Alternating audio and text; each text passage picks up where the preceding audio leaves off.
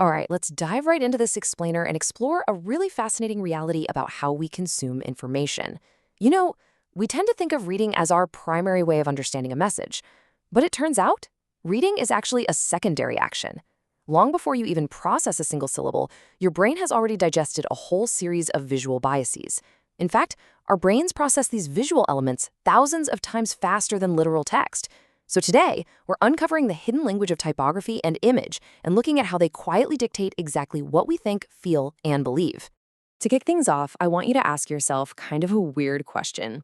Does a font actually have a voice? Like, can letter shapes alone manipulate your emotions before you even read a single word of a sentence? It sounds wild, I know, but every single time you open an app, read an article, or just glance at a billboard, the physical shape of those letters is already whispering instructions to your subconscious about how you should interpret the message. So here's how we're going to break this all down today.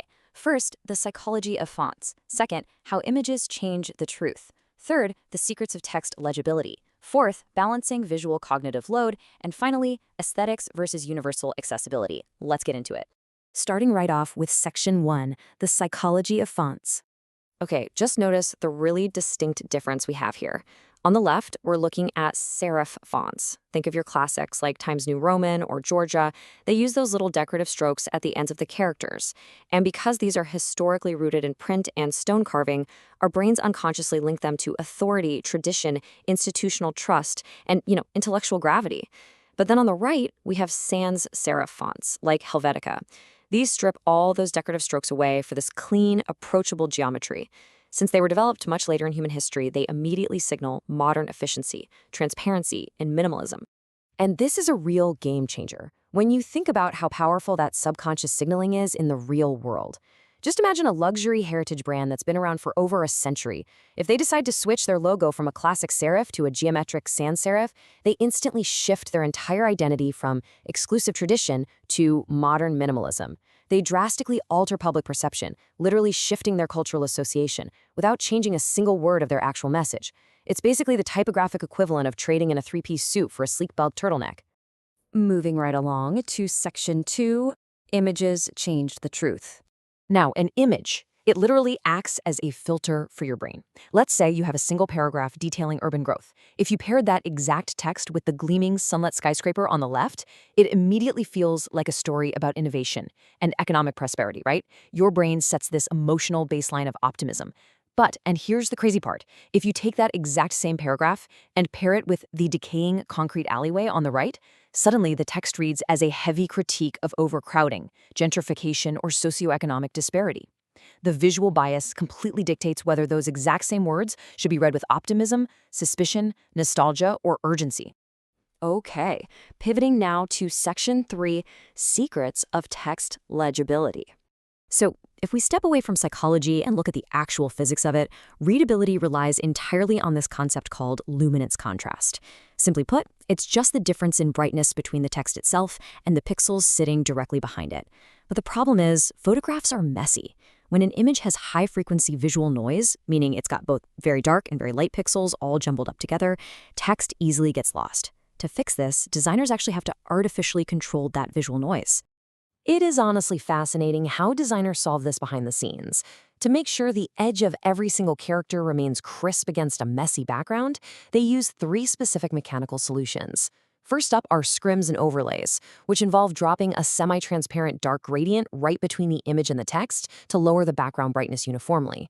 Second, we've got text shadows or outer glows, creating a localized boundary of contrast around the actual letter forms.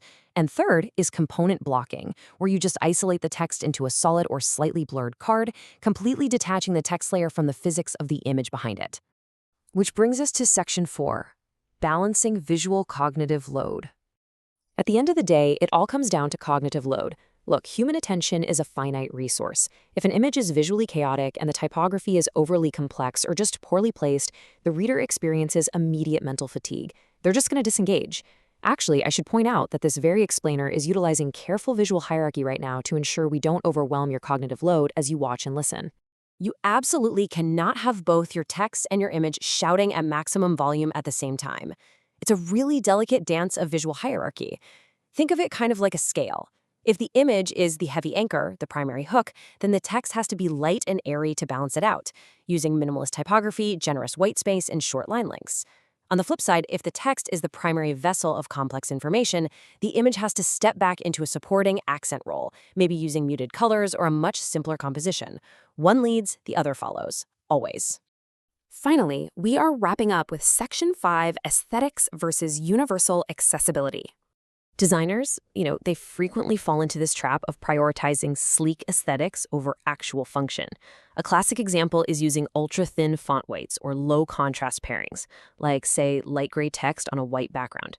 Sure, yes, it looks highly sophisticated in a perfectly lit, controlled studio environment, but out in the real world, it actively excludes people with colorblindness, folks with visual impairments, or literally just someone trying to read an article on their phone while standing in bright sunlight.